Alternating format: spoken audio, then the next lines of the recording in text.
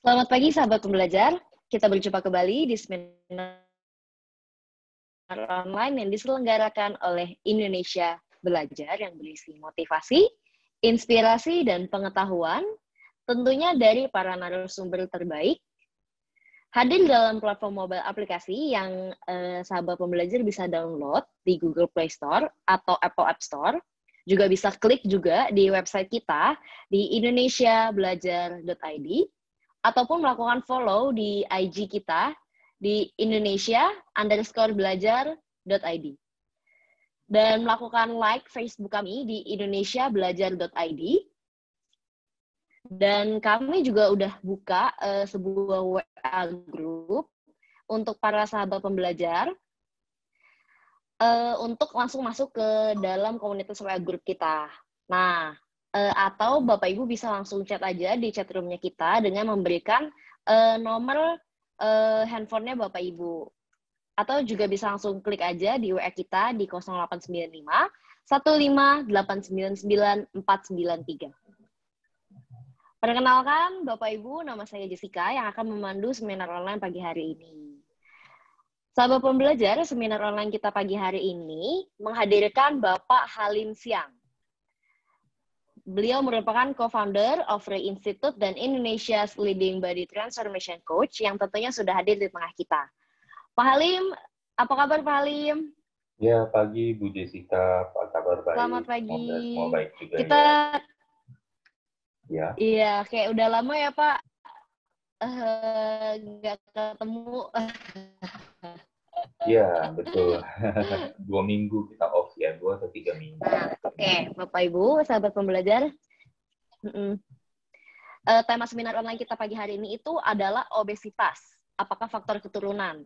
Nah, obesitas itu adalah gerbang menuju berbagai penyakit degeneratif. Degeneratif itu apa? Bisa seperti jantung, stroke, kanker, metabolic syndrome, resistensi, insulin, dan diabetes. Nah, sering banget orang-orang menyalahkan pada faktor itu keturunan. Obesitas itu pasti karena faktor keturunan. Nah, benarkah faktor keturunan itu dari orang tua? Nah, hari ini kita akan membahas tema itu. Jadi, sahabat pembelajar, jangan keluar dulu sebelum selesai. Dan untuk Anda yang ingin bertanya, Anda bisa langsung tulis di chat room ini. Dan nanti pada saat sesi tanya jawab, kita akan bahas. Pak Halim juga akan jawab. Dan bahkan pertanyaan yang bagus, kita akan persilakan untuk sampaikan langsung ke Pak Halim. Oke. Baik, Pak Halim. Ya. Saya udah nggak sabar nih Pak Halim buat ngomongin tema kita minggu ini. Bagaimana nih Pak penjelasan mengenai obesitas, faktor keturunan kah? Silakan Pak Halim. Baik Bu Jessica, makasih. Saya izin untuk share screen dulu. Ya, karena jelas ini topik yang cukup menarik ya. Banyak yang merasa bahwa obesitas adalah faktor keturunan. Dalam berbagai seminar saya ditanya juga, Pak Halim, kalau saya makan dikit aja udah gemuk, apa itu faktor keturunan gitu. Terus juga ada yang melakukan pola berpikir yang mungkin di balik kondisinya. Itu ada teman saya yang makan apa aja banyak-banyak, nggak ada kontrol, tapi nggak gemuk-gemuk gitu. Apa aja faktor keturunan juga. Nah, kita akan coba bahas di sini apakah memang benar faktor keturunan memainkan peranan, dan kalau iya berapa persen gitu dari total misalnya kasus obesitas yang ada. Nah, perlu kita sadari bersama dulu bahwa apabila seseorang itu gemuk, apabila seseorang itu gampang kurus atau gampang gemuk, tidak hanya ada satu faktor yang dominan, pasti ada banyak faktor yang memainkan peranan secara bersamaan. Jadi tidak ada satu yang single yang paling dominan, tapi akan bisa diketahui apakah ada faktor genetiknya di sana. Nah, kita akan coba lihat satu persatu. Nah, ini ada beberapa studi kasus dulu. Saya mau misalnya menyelaraskan dulu pola pandang kita, cara berpikir kita dengan beberapa studi kasus ini. Kalau studi kasus pertama nih teman-teman, orang yang memiliki gen gemuk, apakah pasti gemuk? Nah, kira-kira gimana jawabannya? Bu Jessica mungkin bisa bantu mewakili. Orang yang memiliki gen Orang gemuk. yang memiliki gen gemuk, apakah pasti gemuk? Belum tentu ya, Pak ya? Nah, belum tentu. Betul. Kenapa? Karena ada faktor-faktor lain kan. Hmm. Misalnya faktor banyak makan, atau faktor kurang gerak, dan lain sebagainya. Nah, faktor kurang gerak, apakah misalnya faktor seseorang males gerak nih? Apakah itu faktor keturunan? Tentunya tidak, Pak. Nah, kan Karena tidak kan ya. itu diri sendiri, ya. Yes. Terus kita sekarang lanjut nih. Ada orang yang tidak memiliki gen gemuk. Apakah bisa gemuk? Bisa dong, Pak. Nah, harusnya juga bisa, kan gitu ya. Nah, ini kita mulai nih mengerucut sedikit nih, udah mulai ada pemahaman bahwa sebenarnya hati-hati waktu bilang gen gemuk, tidak gen gemuk gitu ya. Karena ada yang tidak memiliki, Iya, harus bisa saja, ya bisa saja tidak bisa. memiliki gen gemuk, tapi bisa gemuk. Nah, yang ketiga, orang yang memiliki gen gemuk, misalnya, tapi ceritanya apabila diadopsi oleh orang tua yang menerapkan pola hidup sehat dalam keluarganya. Apakah akan gemuk? Betul.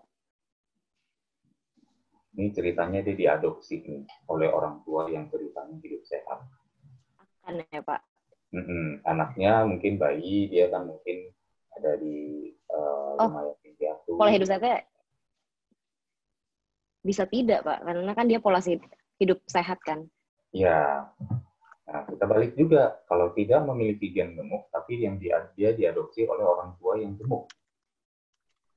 Yang pola hidupnya, cara pandang tentang olahraga dan pola makannya mungkin tidak selaras dengan orang yang sehat gitu. Apakah akan tetap langsing? Enggak juga, belum tentu ya. Belum tentu. Belum tentu. Bahkan misalnya nih kembar yatim piatu memiliki gen gemuk, terus yang A diadopsi orang tua gemuk yang berpola hidup tak sehat, yang B diadopsi oleh orang tua yang atletis, ya. Nah, kira-kira bagaimana lagi tuh kondisinya si A dan si B? Gitu. Saya hanya berusaha untuk mencoba kita ini kembar lagi yatim piatu, tidak memiliki gen gemuk, tapi Kembar yatim piatu. Ya, ini hanya beberapa contoh studi banding, ya, studi kasus untuk mengestablish apa yang sebenarnya jawabannya sudah di dalam benak kita, bahwa sebenarnya kita kita tiba pada konklusi bahwa oh, tidak selamanya kasus genetik ini bisa mengganggu gitu. Nah, bisa saja orang memiliki genetiknya, tapi ternyata karena pola hidup yang sehat, dia belum tentu gemuk. Dia belum, tidak pasti gemuk juga. Jadi, segala sesuatu itu tidak bisa hanya kita langsung salahkan pada genetik. Karena boleh dibilang, hampir 75% kasus, misalnya kalau saya ditanya oleh 4 orang, jadi kurang pasti 3 orang merasa dirinya itu memiliki genetik gemuk gitu. Genetik kegemukan. Gitu. Jadi kita akan coba perbaiki di sini cara pandangnya. Nah, ini ada studi di Amsterdam University Medical Center mencoba mengecek tentang apakah ada genetik obesitas dalam keluarga terhadap 1.230 orang gemuk. Nah, kita bisa bayangkan di sini ini studinya sebenarnya kenapa saya ambil studi ini? Karena orang Belanda terkenal adalah orang-orang yang bertulang besar, tinggi. Dan mereka rasio konsumsi susunya juga termasuk yang tertinggi di dunia. Jadi mereka juga adalah kelompok manusia paling tinggi di dunia. Kalau dibilang negara mana yang rata-rata orangnya paling tinggi, nah Belanda itu biasa ranking 1-2 tuh. Gitu, udah selama 2 dekade terakhir. Jadi lebih sulit lagi untuk memfilter mereka apakah punya obesitas atau tidak, karena memang dasarnya mereka sudah tinggi. Kalau tinggi kan otomatis berat badannya juga besar kan. Gitu. Orang yang misalnya tingginya 2 meter, which is di Belanda banyak sekali gitu, mungkin puluhan ribu orang yang tingginya di atas 2 meter. Itu kan gampang sekali memiliki berat badan 100 kilo dan itu bukan overweight atau obesitas gitu. Nah, jadi di sini kita akan coba lihat nih, dari 1.230 pasien yang memang kelebihan berat badan, mereka melalui tes genetik ya terhadap 52 genes yang diasosiasikan dengan kegemukan. Dan ditemukan bahwa definitifnya dunia, hanya 4% yang benar-benar memiliki genetik kegemukan, gitu, yang memiliki faktor gen kegemukan. Sisanya possible diagnosis ada 5%. Ya, jadi katakan 4-9% deh, gitu ya. Jadi kita bisa melihat di sini bahwa penelitian yang sudah demikian menyeluruh, dan kita bisa bilang apakah 1.230 orang ini mewakili populasi di seluruh dunia? Mungkin tidak. Tapi setidaknya ini diambil dari satu negara yang mungkin memiliki risiko kegemukan yang tinggi due to tinggi berat badan mereka dan juga pola hidup mereka yang merupakan konsumen susu keju yang paling tinggi di dunia. Gitu. Berarti mereka memiliki risiko obesitas yang cukup tinggi karena dalam misalnya 100 mili susu aja kalorinya udah berapa ratus gitu ya. Dan sehari itu rata-rata mungkin per kapita orang Belanda minum susu itu bisa hampir setengah liter gitu. Jadi gampang sekali mereka kelebihan kalori dari sana. Dan ini aja ternyata hanya 4% yang memiliki kasus definitif obesitas. Sementara 5%-nya lagi possible, yang berarti mungkin ada faktor lain yang faktor tambahan mungkin ya, yang juga mendukung sehingga kemungkinan bisa bilang oh ini obesitasnya dari keturunan. Jadi bisa dibayangkan bahwa 91-96% itu adalah faktor pilihan perilaku orang tuanya. Kalau kita bisa bilang, kalau mau dibilang genetik itu biasanya adalah faktor pola perilaku orang tuanya yang diwariskan kepada anak-anak. Saya akan coba jelaskan habitual genetik itu apa ya. Nah, ini mungkin penjelasannya ada di sini. Bahwa kalau kita dilihat sini, kita lihat causes of obesity sebenarnya banyak. Ya, bahkan dalam pregnancy kadang juga bisa ada kenaikan berat badan, ada yang namanya temporary diabetes ya saat kehamilan, ya ada juga lingkungan dan lain sebagainya. Ada banyak faktor dan genetik hanya salah satunya aja. Ada banyak penyebab obesitas, faktor keturunan itu hanya salah satu. Menyalahkan keturunan sebagai faktor utama juga merambat pada penyakit degeneratif yang timbul, itu sebenarnya sudah sering kita temukan ya. Banyak yang akhirnya bilang, oh papa saya jantung, saya kemungkinan jantung. Belum tentu gitu. Kalau ternyata kita misalnya sadar ngerem, ya melihat oh ya orang tua saya merokok, orang tua saya berpola hidup sehat, saya dari usia remaja tidak merokok dan berpola hidup sehat, saya jaga aktif sehingga saya tidak mewarisi perilaku orang tua saya. Nah, berarti tidak ada faktor genetik itu. Gitu. Kemungkinan kecil sekali faktor genetik yang benar-benar gen DNA itu bisa mempengaruhi kita. Gitu. Nah, ini coba lihat. Ini yang mungkin sering disampaikan orang-orang ya. Sudah olahraga belum? Ya sudah, tapi tidak kunjung kurus, malah tambah gemuk. Nah, ini kan perlu dipikir lagi. Kalau sudah olahraga, olahraganya sudah tepat belum? Gitu. Ya, sudah tepat dalam hal kualitas dan kuantitas. Terus apakah malah ada sisi psikologisnya mengatakan saya habis olahraga, boleh dong saya makan gitu. Atau saya udah bekerja keras, olahraganya dikit tapi udah merasa olahraga gitu. Pas teman-teman bersepeda dianya mengayu paling lambat, paling terakhir sampai. Bakarnya nggak banyak tapi waktu diajak habis sepedaan nongkrong di warung makan makanan, dia makan paling banyak juga gitu ya. Terus misalnya sudah diet tapi begitu berhenti berat badan langsung balik lagi. Nah ini kan juga sebenarnya adalah salah pola pikir bahwa merasa diet itu suatu program yang ada awal dan ada akhir. Yang merasa bahwa oh kalau sudah mencapai berat badan ideal saya berhenti. Ya kalau berhenti ya balik lagi dong. Nah, itu yang tidak disadari, yang dipikir hanyalah ada satu program yang bukan sesuatu yang dibawa untuk seumur hidup. Gitu. Sudah pakai obat pelangsing, tapi tidak cocok, jadi tetap gemuk. Jadi waktu pakai obat pelangsing aja, juga masih belum berhasil, ya, karena merasa, oh ya saya makan ini dulu, supaya biasanya obat pelangsing itu dimakan sebelum makan, ceritanya. Jadi merasa bahwa saya terlindungi, gitu.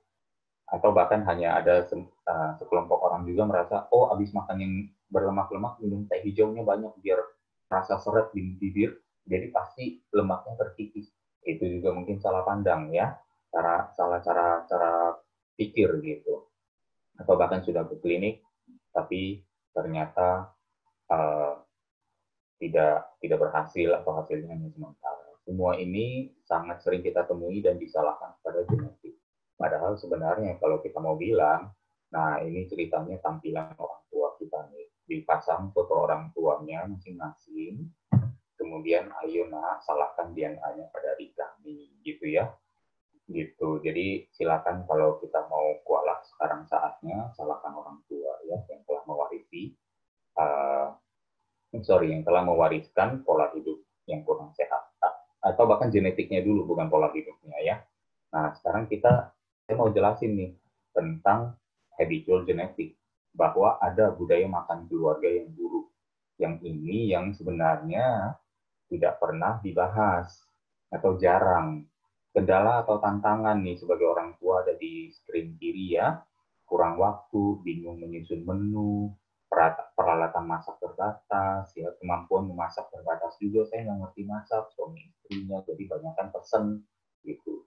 Budgetnya juga terbatas, keluarga muda mungkin ya dengan penghasilan yang terbatas, banyak cicilan, entah itu uh, rumah, entah itu kendaraan, entah itu perencanaan edukasi anak dan asuransi, entah itu biaya hidup lainnya ya, sehingga akhirnya segala sesuatunya serba terbatas. Jadi solusi quick fix-nya apa nih? Gitu, makan di luar atau pesan online sekarang tren beken sekali ya, nggak kayaknya kuper banget nih gitu kalau nggak melakukan itu. Ya, sediakan yang gampang aja, yang cepat saji atau yang disukai. Biasanya apa? Keluarganya suka melakukan yang misalnya nih contoh. Ya, saya bukannya bilang makanan yang jelek, tapi lebih pada memang nature dari makanannya ya. Yang makanan cepat saji, misalnya beli nugget banyak-banyak yang frozen.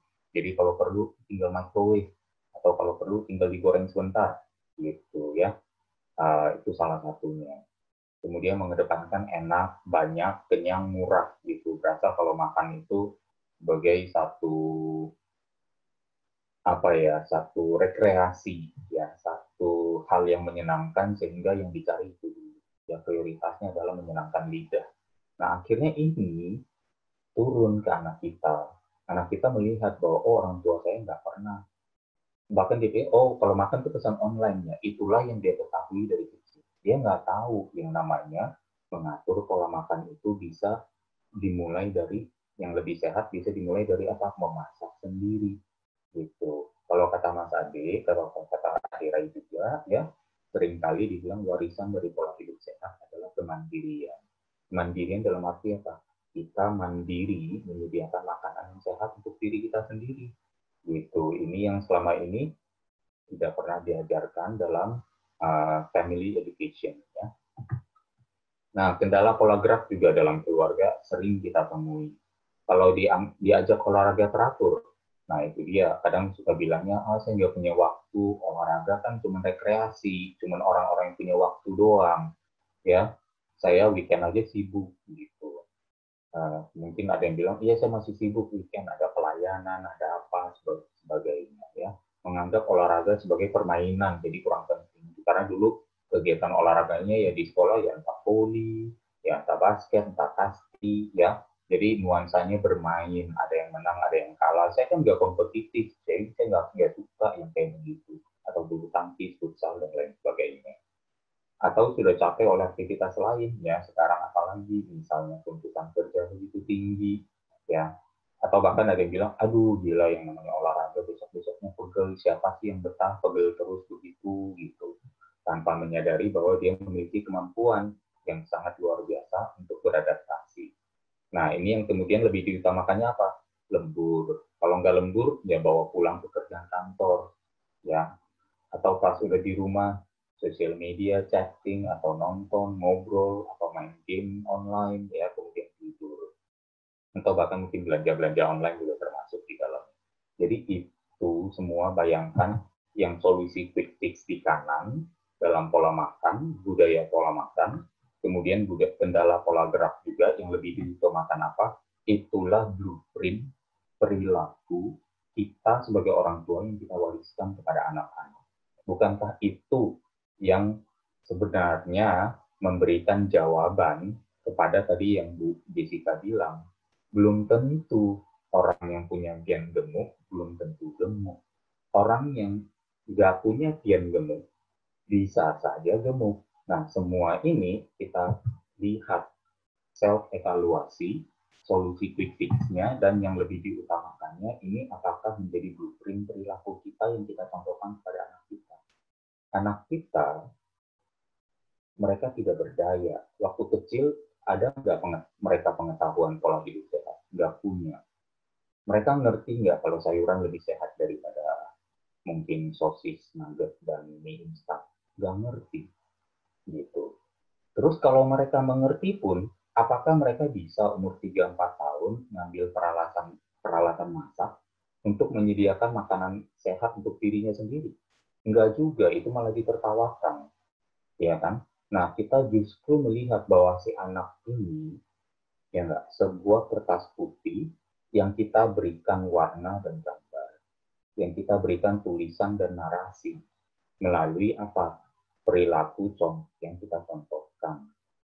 Anak-anak seumur hidupnya hanya tahu kalau mau makan itu online, bukannya masak sendiri, gitu.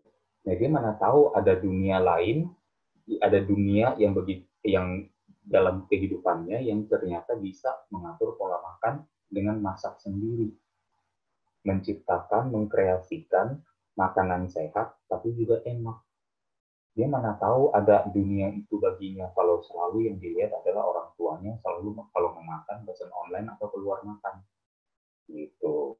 Atau kalau misalnya diajak olahraga selalu mengelak anaknya mana ngerti kalau ternyata olahraga itu baik. Oh, dipikir olahraga itu hanya bikin orang tua saya tambah capek. Berarti olahraga itu bukan hal yang baik. Nah, itu yang siapa tahu malah tertanam di dalam pola pikir anak-anak kita. Gitu. Itulah yang memainkan peranan di 91-96% dari pola hidup kita semua. Gitu. Ya, jadi ini sekali lagi ya adalah rumus ampuh meraih kegagalan. Kita menyalahkan pada genetik orang tua. Yes, memang mungkin kita bisa menyalahkan pada apa yang orang tua gagal ajarkan kepada kita. Tapi kalau kita mau mainnya di menyalahkan terus, akhirnya kita seolah-olah merasa diri sendiri yang paling benar. Udah orang lain semua, keadaan, orang lain, situasi, bos, kerjaan, lalu lintas, apapun juga pemerintah, bisa kita salahkan, kemudian kita berasa diri sendirilah yang paling benar. Kemudian setelah kita merasa paling benar, tapi kok kondisinya kitanya gemuk, kitanya obesitas, kitanya dekat dengan keluhan-keluhan penyakit yang gejala-gejala penyakit degeneratif yang tadi disebutkan, diabetes, cepat pusing ya, sesak nafas, jantung, ya takut jantung berdebar lebih kencang sedikit dan lain sebagainya. Nah, ini makanya kita balik lagi kemana fokus kita berada, disitulah energi kita mengalir. Kita mungkin bisa menyalahkan orang tua atas genetik yang buruk. Kita mungkin pasrah menganggap gemuk adalah takdir, lalu menuntut orang lain untuk mengerti. Ya, bahkan di sini bilang, oh kamu jangan body shame saya dong. Tapi ya ini nanti selanjutnya mungkin di pembahasan selanjutnya kita juga bisa bilang ya di seminar minggu depan atau minggu depannya lagi tentang body shaming ya, nanti kita bahas. Menyalahkan semua keadaan dan orang lain atas kondisi kegemukan yang dimiliki, lalu membenarkan diri sendiri. Kita kalau ada di sini tidak akan pernah menemukan solusinya karena kita merasa diri sendiri paling benar. Kalau kita sudah merasa diri sendiri paling benar, bagaimana kita bisa improve gitu. Tapi di sisi lain, apakah kita mau berfokus pada mengambil alih tanggung jawab atas kondisi obesitas yang dimiliki? Apapun itu, baik orang tua saya yang salah karena genetiknya, atau orang tua saya salah karena mewariskan pola pikir yang kurang benar, sadari itu sekarang dan saya ambil tanggung jawabnya. Orang tua saya bisa saja begitu, tapi saya tidak harus memiliki nasib yang serupa. Memaafkan diri sendiri atas apa yang sudah terjadi, ya, self forgiveness itu baik sekali dan sangat penting untuk akhirnya mengatakan, yes, saya memang salah. Kan kita merasa diri, ada di sisi satu kita merasa diri sendiri paling benar. Tapi di sisi lain setelah merasa, oke, saya bertanggung jawab, saya banyak salahnya juga, tapi di sisi lain, setelah itu jangan selalu menghajar diri sendiri dengan kesalahan itu dan rasa bersalah. Yang maafkan diri sendiri atas apa yang sudah terjadi. Kemudian tidak lagi berpikir lama, setiap kali terlintas ada pikiran untuk memanfaatkan waktu luang dan langsung diisi dengan olahraga. Memperbaiki isi lemari dan dapur, ya, isi lemari dapur dan isi kulkas terutama, ya, dan kemudian menentukan kriteria nutrisi yang lebih baik dan menjalankannya. Apa sih itu? Misalnya lebih banyak sayuran, lebih banyak protein, ya, lebih sedikit tepung dan gula dan garam dan minyak, ya. Nah, itu beberapa hal yang kita bisa tentukan dan kita isi lemari dapur dan kulkas kita dengan makanan yang tepat. Nah, ini adalah kembali lagi kemana fokus kita berada, ke sanalah energi kita mengalir dan masa depan yang kita harapkan itu persis ada di mana kemana energi kita banyak tercurah. Jadi ini adalah sebagian kesimpulan saya, faktor keturunan sering dijadikan alasan seseorang atas kegemukannya maupun kegagalannya dalam upaya menurunkan berat badan. Berbagai penyakit degeneratif tidak menular pun menjadi akibat dari kegemukan, juga kena imbas disalahkan pada faktor keturunan itu. Namun penemuan ilmiah sudah konsisten menemukan bahwa keturunan itu faktornya tidak lebih dari 10%. Sisanya yang lebih besar adalah faktor gaya hidup, perilaku atau ulah si empunya kegemukan, atau penyakit degeneratif tidak menular yang signifikannya. Faktor yang menentukan memang datang dari orang tua, tapi bukan materi genetiknya. Yang paling menentukan adalah dari cara pandang, sikap, dan perilaku hidup orang tua yang diwariskan kepada anak-anaknya, ya. Dan anak-anak tidak memiliki pengetahuan hidup sehat.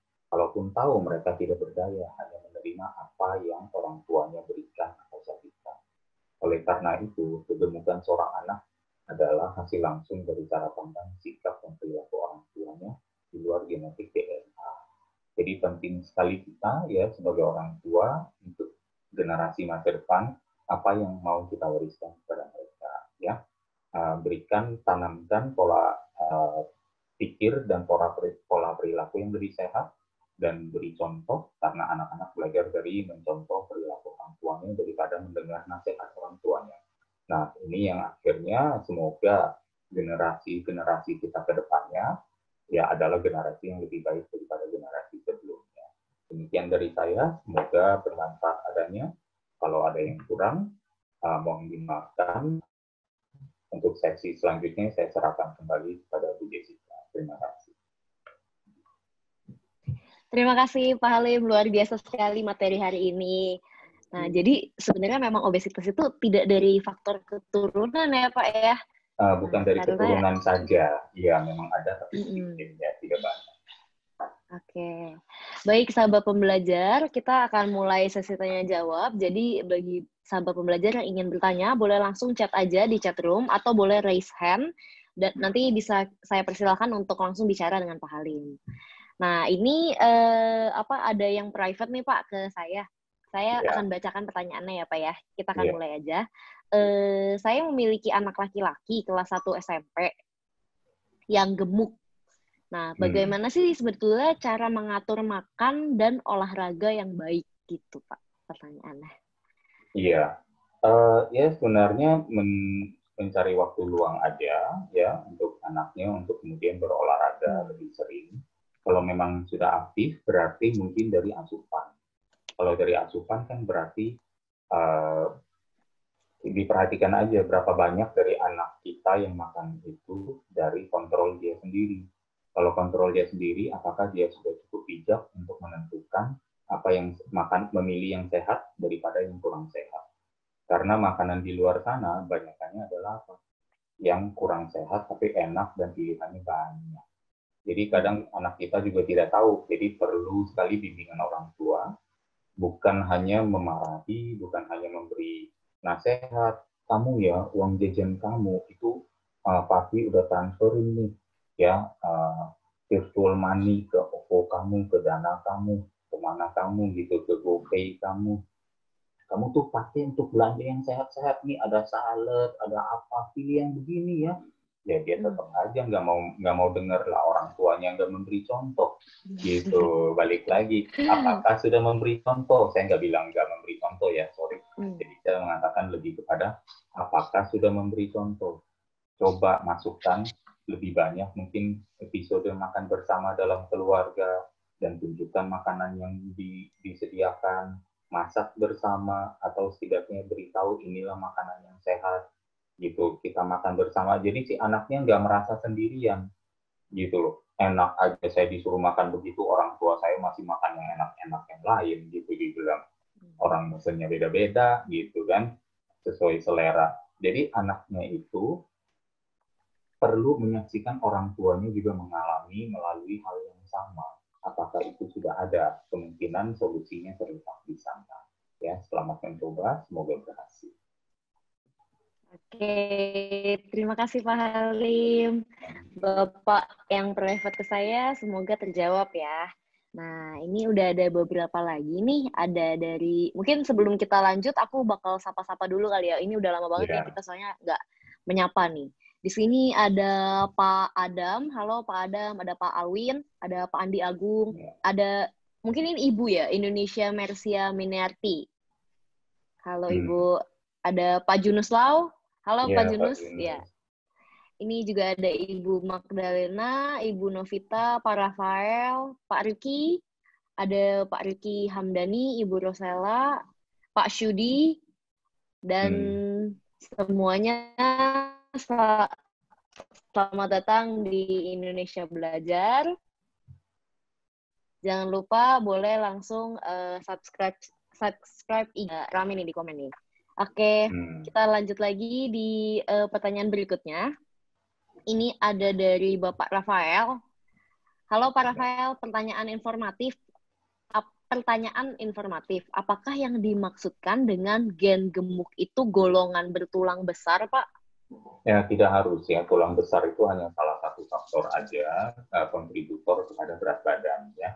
Tulang besar kan mungkin hanya lebih di rangka, tapi tulang besar juga relatif. Misalnya, ya, seorang aderai orang mungkin menganggapnya tulang besar. Tapi menurut somatotype atau ilmu somatotasi, dalam fisik dan binaraga, sebenarnya seorang aderai itu juga dikategorikan seorang ektomorf atau yang bertulang kecil. Gitu. Padahal beliau kan tinggi besar ya, 183 cm gitu. Tapi ternyata ya mungkin tulangnya memiliki diameter yang besar gitu. Sementara saya, untuk seorang yang cuma tingginya 165 cm, kepala saya jauh lebih besar dari kepalanya aderai gitu. Jadi boleh dibilang saya mungkin memiliki bahkan lingkar pergelangan tangan saya dengan lingkar pergelangan tulang tangan aderai lebih kurang sama gitu. Jadi boleh dibilang sayanya malah yang bertulang besar daripada si aderai gitu. Seorang aderai ya, itu hanya contoh. Tapi itu bukan sesuatu yang kita perlu ketahui mutlak sampai mengatakan, oh iya, saya kan tulang besar, jadi saya boleh dong klaim saya gampang kegemukan. Ya, balik lagi itu memang faktor yang mengkontribusikan pada berat badan. Tapi saat kita bilang obesitas, saya yakin tidak ada orang yang obesitas gara-gara tulangnya kegedean. Ya, itu hampir boleh tidak ada, hampir boleh dikatakan tidak ada. Yang masa ada orang ototnya kecil, tulangnya kecil, ya, tulangnya ototnya kecil, organnya lemaknya sedikit, terus dia obesitas karena apa? Tulangnya gede banget. Ya nggak ada yang seperti itu. Jadi saat kita mengatakan obesitas biasanya selalu kembali pada kadar lemak yang ada di tubuhnya, yaitu yang berlebih. Semoga terjawab, Pak. Thank you Pak Halim. Pak Rafael semoga terjawab. Ini ada lagi dari Ibu Indonesia Mercia. Pak, bagaimana cara mengatur pola makan dan olahraga untuk anak sekitar umur 6-13 tahun? Iya, lebih kurang sama ya. Yang penting adalah mengevaluasi apa yang sudah terjadi selama ini. Kira-kira makanan yang kita berikan kepada mereka itu apakah sudah berkualitas, komposisi sayurnya apa sudah diperbanyak, kemudian komposisi proteinnya, ya, sayur, protein, vitamin, mineral, serat, itu semua ada di dalam. Ya. Sayuran sumber serat, sumber vitamin, sumber mineral, kemudian protein, sumber asam amino dan lemak. Nah, itu yang mereka perlukan untuk tumbuh dengan sehat. Nah, coba di-review kembali untuk anak kita yang usia 6-13 tahun, apa yang kita berikan kepada mereka. Dimulai dari sarapannya. Apa top 5 sarapan anak Indonesia di usia 6-13 tahun? Ayo Bu Mersia, sebutkan satu persatu. Bubur, ya, susu dan sereal, roti, kemudian dengan selai dan jam dan mentega dan margarin, instant noodles, apalagi mungkin nasi uduk, ya, atau apapun, itu top 5 yang kita berikan kepada anak kita. Nah, itu makanannya penuhnya apa? Apakah penuh sayur dan protein? Apakah penuh sayur dan lauk? Ataukah penuhnya apa? Nah, ini, ya, karbohidrat dan lemak. Nah, itu yang kita perlu jawab secara jujur. Dimulai dari breakfast. Kemudian dimulai dari apa yang tersedia di sekolah dan apa yang bisa dia pilih. Dan dari apa yang bisa dia pilih, apa yang dia jajankan atau apa yang kita berikan ke dalam box bekal makan mereka. Nah, ini kan kembali lagi kita yang perlu sudah tahu sebenarnya, tapi apakah kita terapkan? Pas kita ternyata gampang menyerah begitu kita menemukan pas diterapkan anaknya nggak mau, ya iyalah, orang tuanya tidak membimbing dari awal, tidak menunjukkan contoh, dan kemudian juga transisinya terlalu drastis. Coba kita perbaiki lagi upaya untuk memperbaikinya di sana, memperbaiki pola tersebut. Semoga bisa terjawab, Bu Mersia. Thank you. Thank you, Pak Halim. Ini ada lanjutan lagi dari Ibu Mersia. Orang gemuk jadi kurus supaya tidak menggelambil, caranya bagaimana ya? Terima kasih. Ya, biasa itu turunnya jangan terlalu cepat, itu aja. Jadi secara bertahap. Ya, biasa menggelambir itu karena satu, turunnya itu bukan turun di otot, bukan turun di lemak, tapi turunnya juga di otot. Ya, nah itu salah satunya. Jadi perlu sekali turunnya itu menjaga komposisi otot agar tetap atau meningkat, tapi lemaknya yang turun. Jadi sehingga ada ruang yang hilang dari lemak itu yang diisi oleh otot, sehingga dia tidak tersisa terlalu banyak kulit. Gitu, itu teorinya. Ya, kemudian di sisi lain juga turunnya jangan terlalu cepat, ya. Dan ya karena kalau terlalu drastis biasa kelebihan kulitnya banyak. Nah itu biasa kalau mau bersabar ya mungkin dengan pola makan, cara berpikir, dan kemudian juga bagaimana kita mengaplikasikan produk-produk pengencang kulit, ya, misalnya produk untuk memproduksi kolagen kulit lagi dan lain sebagainya. Tapi di sisi lain, kalau memang mau lebih cepat ya boleh buat mungkin melalui apa yang namanya operasi buang kulit. Oke, baik, terima kasih Pak Halim. Semoga Ibu terjawab ya Bu ya. Ini ada satu lagi nih Pak, yang private ke saya akan langsung bacakan aja. Pak Halim bisa tidak memutus obesitas keturunan? Soalnya nenek saya itu obesitas, terus adiknya papa saya obesitas juga, terus adiknya papa saya punya anak juga obesitas. Mohon pencerahannya ya Pak. Gitu. Oh iya, berarti ini adiknya papa dan anaknya adik papa. Bagaimana dengan Anda sendiri? Gitu, bagaimana dengan papa Anda sendiri? Gitu, ya. Kalau papanya ternyata tidak obesitas, kalau ternyata diri kita sendiri tidak obesitas, kan itu udah terpampang jelas. Ada yang tidak obesitas, ada yang obesitas. Kalau yang obesitas itu, kenapa dari ibu yang sama, dua anak yang berbeda hasilnya beda? Gitu. Itu kan berarti balik lagi ke keputusan masing-masing. Keputusan masing-masing keluarga untuk mau memperbaiki atau tidak, ya.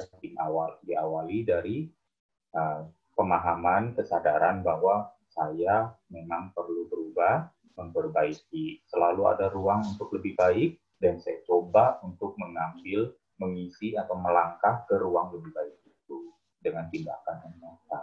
Jadi itu sih sebenarnya jawabannya. Oke, terima kasih Pak Halim.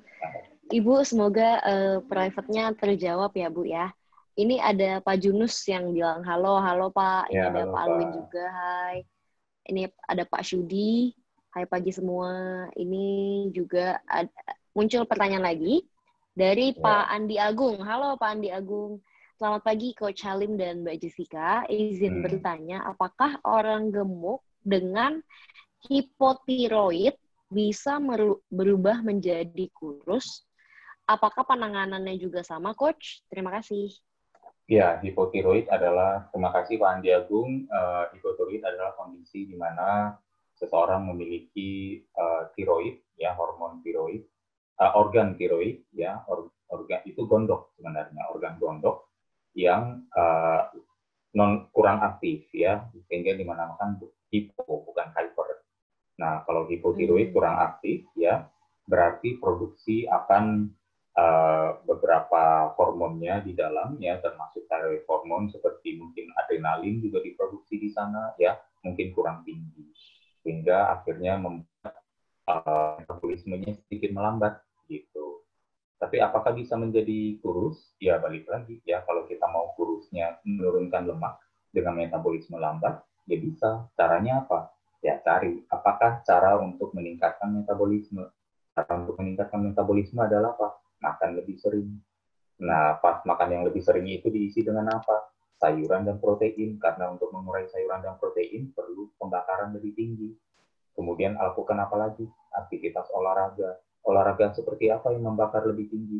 Ya, kita bisa melihat per olahraganya sendiri, per sesi, ataupun yang dibakar sesudah olahraga. Apakah meningkat? Apa aja gerakan kegiatan yang bisa membantu pembakaran meningkat sesudah olahraga? Latihan pengencangan otot, latihan beban, supaya ototnya mengencang. Itu juga kebetulan membantu supaya otot ini sebagai mesin metabolisme bisa tetap bertahan supaya tidak turun. Nah, akhirnya kan terjawab bahwa kalau hanya ada satu masalah hipotiroid, tapi kita memiliki 4-5 solusinya, kita masih punya peluang untuk menangkan. Gitu. Jadi jangan menyerah pada kondisi medis. Selalu ada 4, 5, 6 jawaban untuk kita semua. Semoga bisa terjawab dan tidak menyerah selanjutnya. Oke. Terima kasih Coach Halim, Pak Halim. Ini juga terima kasih Pak Andi sudah bertanya. Nah, ini ada tambahan pertanyaan dari Ibu Mercia ya. Iya, saya tadi mau bertanya sama tuh seperti Pak Andi. Gemuknya itu karena obat KB. Bagaimana nih cara melangsingkannya? Iya, kalau karena obat KB ya berarti itu kan hormonal ya. Berarti Iya, sekarang ya ini jadi banyak merambahnya. Tapi kalau kita bilang kalau gemuknya karena memakai obat itu, berarti bisa lebih gampang langsing kalau menghentikan obat itu. Kan gitu ya. Nah, menghentikan obatnya itu apakah visible? Apakah mungkin? Apakah bisa gitu? Sekarang obat KB-nya apa harus itu satu-satunya solusi KB? Apakah ada cara lain untuk mencoba sebagai solusinya? Bisa nggak mencoba solusi KB tanpa obat? Misalnya, kalau bisa, coba dibahas dengan pasangan untuk dicari solusinya di sana. Gitu. Jadi, balik lagi, semuanya itu bisa dianalisa balik kepada apa yang kita menjadi pilihan kita masing-masing. Oke, terima kasih Pak Halim, Ibu Mercia, Pak Andi, semoga terjawab. Nah, ini ada pertanyaan lanjutan dari, ada pertanyaan lagi dari Bapak Syudi Prayitno. Mohon tanya, Coach, penurunan lemak berat badan, sebaiknya itu berapa kilo ya per bulan? Mungkin ini efektifnya ya kali ya, Pak ya? Iya. Idealnya. Ya, saya jawab ini mungkin dengan pembukaan dulu nih, bahwa kita jangan berkecil hati kalau angkanya tidak sama ya, gitu. Karena setiap itu kan tergantung pada mungkin kondisi masing-masing, pemahaman masing-masing, atau bahkan mungkin dalam menjalankan mengira sudah benar, tapi ternyata masih banyak yang bolong. Tapi kalau misalnya kita ambil matematikanya, untuk secara sehat, secara aman, itu kan katakan penurunan berat badan atau lemak itu berasal dari kalori yang defisit. Jadi kalori masuk lebih sedikit daripada yang keluar. Yang keluar lebih banyak, yang masuk lebih sedikit, dan terjadi defisit kan di sini. Nah, defisitnya katakanlah yang aman itu adalah lebih kurang kira-kira 300 kalori per hari. Ya, jadi jangan terlalu banyak, nanti jadi kurang makan. Kurang makan jadi kurang nutrisi. Kita juga mau menurunkan kalori tapi nutrisinya asupannya masih bagus. Gitu. Jadi supaya kita tidak lemas dan malah tambah sehat sewaktu berdiet. Nah, kalau kita bisa achieve itu 300 kalori per hari dikali 30 itu 9.000 kalori. Nah, 9.000 kalori itu kira-kira berapa kilo lemak? Gitu. Nah, menurut buku-buku yang ada, literatur ilmiah dan literatur teoretis juga, per kilogram lemak itu mengandung 7.500 kalori. Nah, tinggal kita bagikan 9.000 dibagi 7.500, itu kira-kira berapa? 1 kiloan lah ya Pak ya? Ya, 1,2 mungkin. Nah, berarti 1,2 kilo per bulan. Jadi per minggunya kalau lemak turun mungkin hanya 0,3 kilo atau 300 gram. Ya, 300 gram lemak per minggu itu juga sudah bagus. Ya, jadi dicang down terus supaya kita melihatnya, oh ternyata ini angka yang cukup besar. Jangan pikir ini angka yang kecil. Gitu. Untuk seorang yang beratnya 100 kilo, mungkin dianggap kecil. Tapi untuk orang yang beratnya 60 kilo, mungkin sudah cukup bagus kemajuannya. Jadi kita lihat secara segala sesuatu secara relatif juga. Selalu ada sisi di mana bergantung pada pengalaman siapa yang melakukannya. Semoga ini terjawab. Lebih kurang jadi 1,2 kilo per bulan masih cukup bagus. Jadi kalau misalnya tidak sebanyak itu, jangan berkecil hati. Kalau lebih banyak dari itu, ya pastikan turunnya dari lemak. Oke. Itu kan tadi pembahasannya itu mengenai penurunan lemak ya Pak ya. Kalau misalnya mau naikin berat badan justru gimana tuh Pak? Oh, Ada tipsnya nggak? Nah, menaikkan berat badan sama juga. Kita jadi melihat, Bu Jessica, misalnya komponen kontributor berat badan apa tadi kita menjelaskan bahwa ada satu yang namanya tulang, kemudian ada organ, ada air, ada otot, kemudian yang terakhir ada lemak. Nah, dari 5 komponen ini, mana yang kita ingin naikkan? Apakah kita mau naiknya tulang, air, organ, otot, atau kita mau naikin lemak? Nah, kalau kita udah tahu begitu, terakhirnya kita akan bilang, ini mah terakhir-terakhirnya tulang, organ, dan air itu rata-rata kita jaga. Jadi ini ceritanya pertempuran antara si otot dan lemak. Nah, dari otot dan lemak ini, mana yang kita mau naikkan? Bagusnya naiknya sih memang kayaknya di otot ya, daripada menaikkan lemak gitu. Jawabannya jelas, karena kalau naik lemak, kondisi kesehatan jadi turun. Nah, penampilan kita juga jadi berkurang mungkin. Nah, jadi akhirnya kita pikir udah begitu, kita baru bilang, kegiatan apa yang meningkatkan otot? Bobot otot. Ya, terakhirnya kita akhirnya jatuh kepada, oh iya ya, pada aktivitas pengencangan otot dengan beban, kegiatan push up, squat, plank, abdominal crunches, lunges, ya yang cara kita lakukan di rumah, itu bisa untuk meningkatkan bobot murninya. Jadi berat badan sehat daripada berat badan yang membuat kita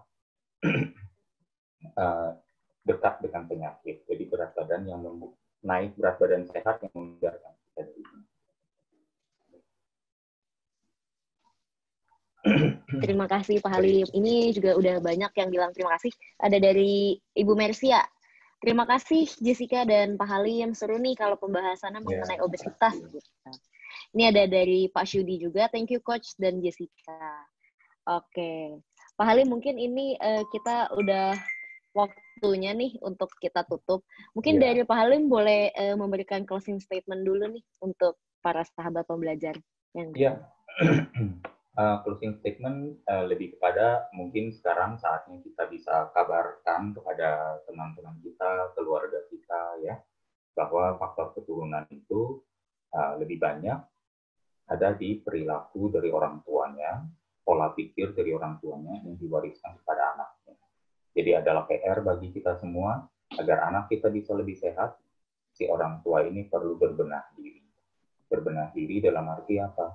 Perbaiki cara pandangnya, perbaiki mindset-nya, perbaiki perilakunya, dan ajak anak serta dalam proses perbaikan itu. Ya, bukan melalui otoritas, memerintah, memberi nasihat, tapi orang tuanya tidak menjalankan. Ya, anak kita sudah sangat pintar untuk melihat bahwa ini orang tua tidak menjalankan, tapi malah nyuruh-nyuruh. Ya, pasti yang didapat adalah apa? Ketidakpatuhan. Agar terjadi kepatuhan, kita bahas bukan kepatuhannya, sinkronisitas, sinkron dan harmoni. Nah, itu yang kita cari. Sinkron dan harmoni ada dari perilaku orang tua mengajak serta anak-anak dalam perubahan itu.